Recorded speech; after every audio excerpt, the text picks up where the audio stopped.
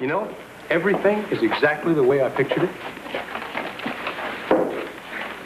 Except her. The 1980s delivered a wave of sitcoms, some legendary, many quietly lost to time. Hidden among the hits were gems that flickered briefly, then vanished from family rooms and syndication. Here's a countdown of 10 obscure 80s sitcoms that deserve a fresh chance to shine. Number 1. Bosom Buddies.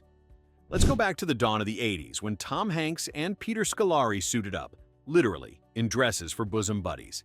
Airing on ABC from 1980 to 1982, this zany sitcom followed two down-on-their-luck friends who disguised themselves as women just to land an affordable New York apartment. Beyond the madcap cross-dressing gags, what set Bosom Buddies apart was its undeniable warmth. Hanks and Scolari turned a wild setup into surprisingly sincere friendship, finding unlikely heart amid slapstick.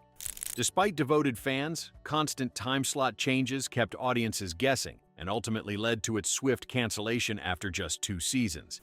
Still, those who remember swear by the show's charm and wit. Its blend of goofball comedy and real emotion feels tailor-made for anyone who's ever tried to outsmart life's obstacles. As the catchy Billy Joel theme song fades, you can almost picture the cityscape, two buddies in blouses daring anyone to tell them who they're supposed to be. Now, let's step forward and meet our next unsung gem. Number 2. The New Adventures of Beans Baxter. Picture a series where Saturday morning cartoon energy spilled onto primetime television. The New Adventures of Beans Baxter landed on Fox in 1987, bringing with it a zany blend of spy spoof and teenage awkwardness. Beans, played by Jonathan Ward, was a high schooler who knew more about gadgets than geometry. The scripts jumped between slapstick chases, sneaky disguises, and goofy villains you might expect from a breakfast cereal commercial. Fox was brand new and hungry for attention, but its limited reach and chaotic time slots meant not everyone caught on.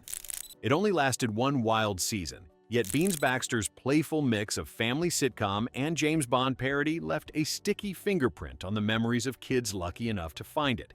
Even today, fans recall the homemade gadgets, the cartoonish villains, and the feeling that anything could happen next. Let's keep moving, because the next show on our list is just as wild and even more overlooked. Number 3. The Duck Factory, NBC, 1984. Blink, and you might have missed it.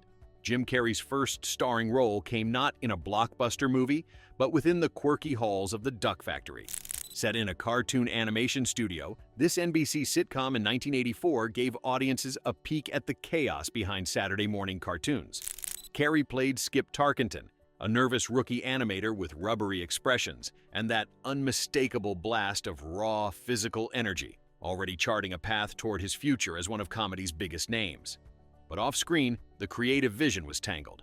Different producers quarreled over tone, shifting the show from sharp workplace satire to gentle slapstick, leaving viewers unsure of what to expect each week. Just 13 episodes aired before NBC pulled the plug, cutting short what could have been a true gem for animation buffs and comedy fans alike. See Carrey, nervy and young, on the cusp of greatness. Then imagine what might have been if only the ink had dried a little neater. Next up, another series where a superstar's roots took hold, even if the spotlight flickered far too soon. Number 4. Down to Earth. WTBS, 1984 or 87. Imagine a family sitcom where your household helper is a flapper from the Roaring Twenties, complete with pearls, prim manners, and wisdom from a century ago.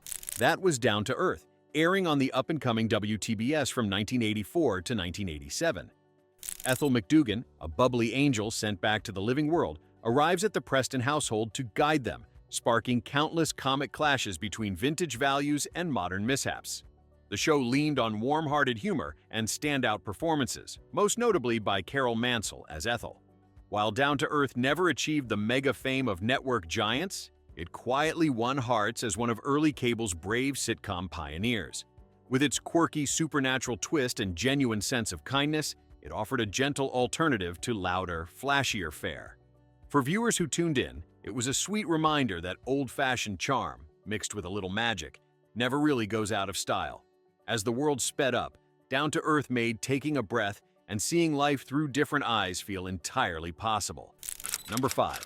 The Powers of Matthew Starr. Locker-lined halls, glowing eyes, and a whiff of cosmic awkwardness. That was the powers of Matthew Starr. In 1982, NBC brought us this oddball tale of a teen alien prince hiding out on Earth, played by Peter Barton with just the right hint of earnest charm. Each week, Matthew struggled to keep up with math tests in gym class, all while dodging interstellar assassins and wielding secret psychic powers. The special effects were as campy as you remember. Think flying lockers and laser vision straight out of a Saturday morning cartoon. But the magic never had a chance to truly shine. On-set accidents, including a fire that injured cast and crew, plus network flip-flopping about its tone, meant Matthew Starr fizzled out after only one season. Still, the remnants left behind, high school angst wrapped in star-born destiny, gave 80s kids a cosmic daydream that lingers even now. Who among us wouldn't want another shot at classic sci-fi with that unmistakable glow-stick charm? Pam couldn't smell it, but I could. What, the pizza? Let's pause for a second.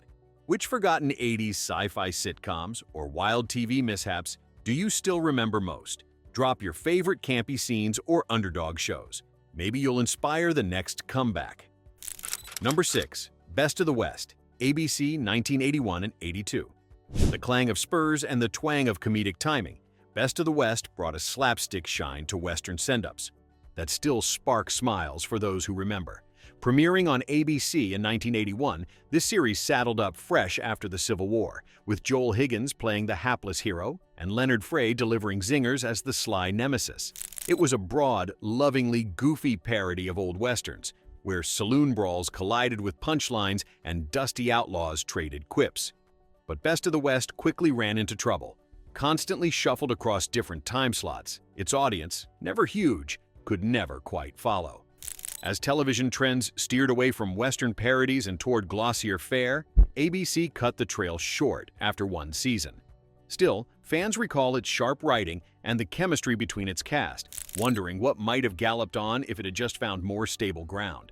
In the soft flicker of memory, you can almost hear the saloon doors swinging again, waiting for the next unsung sitcom hero. Number 7. Square Pegs, CBS 1982-83. You can almost hear those drum machines and see the neon locker graffiti. Square Pegs lit up CBS for a single season in 1982, capturing the delightful awkwardness of teenage life long before it was trendy. Sarah Jessica Parker played Patty Green, a freshman who just wanted to fit in but stumbled spectacularly along the way. The dialogue rang true for anyone who ever felt like an outsider, and the show pulsed with the era's new wave attitude. Devo even guest-starred, lending the series extra underground cred. Despite sharp writing and genuine heart, backstage production woes clashed with CBS's expectations. The result? Square Pegs was canceled after just 20 episodes, earning critical praise but missing the ratings jackpot. Still, viewers who found it remember its honesty, navigating cafeteria politics, unrequited crushes, and life in checkerboard vans. Its impact lives on, echoing in every coming-of-age series that followed. Next, we'll revisit another gem that disappeared too soon but left a mark just the same. Number 8. Sarah, NBC 1985. A gray San Francisco morning, a cramped legal aid office, and Gina Davis at the center of the chaos. This was Sarah. Premiering in 1985 on NBC, Sarah delivered a fresh, offbeat flavor to sitcom fans, with a quick-witted ensemble poking fun at the clumsy heroics of everyday office life. Gina Davis, sharp and heartfelt, guided viewers through snappy banter and legal tangles, surrounded by a diverse cast that included an early LGBTQ+ character, decades ahead of many peers. Sadly, the show faced fierce primetime competition, and after just 13 episodes, NBC pulled the plug on Sarah. If you caught even a glimpse, you remember the earnest charm and the chemistry between its quirky staff. Today, with its gentle social progress and uniquely dry humor, it feels like a series that slipped through our fingers, leaving us wondering how many more stories that little office could have told. The echoes of its laughter fade, but the door never fully closed on Sarah's world.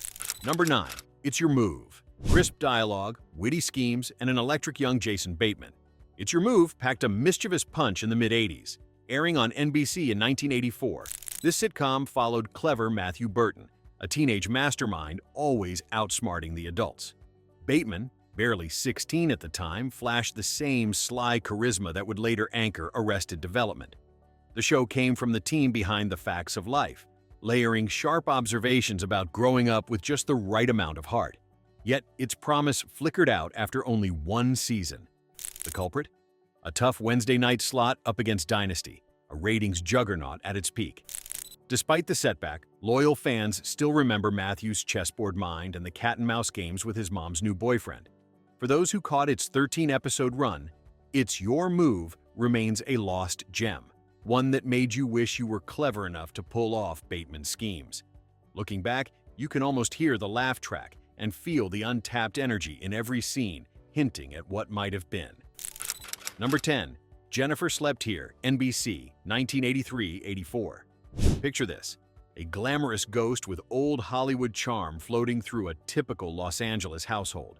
That was the setup for Jennifer Slept Here, NBC's 1983 sitcom starring Ann Gillian as Jennifer Farrell, a deceased movie star with a knack for comedy and mischief. For one brief, sparkling season, viewers watched Gillian deliver punchlines and phantom pranks as she guided teenager Joey Elliott through adolescent mishaps no guidance counselor could handle. The show's premise was light, zany, and undeniably risky. A spectral Marilyn Monroe meets after-school special. Critics called it quirky and smart, but the high-concept hook struggled against an era of more traditional comedies. By the end of 1984, Jennifer's haunting was over, yet fans still savor Gillian's snappy comedic timing and the supernatural flavor that set it apart from the crowd. Before we step out of the haunted halls, listen for the laughter echoing from a sitcom that dared to be different.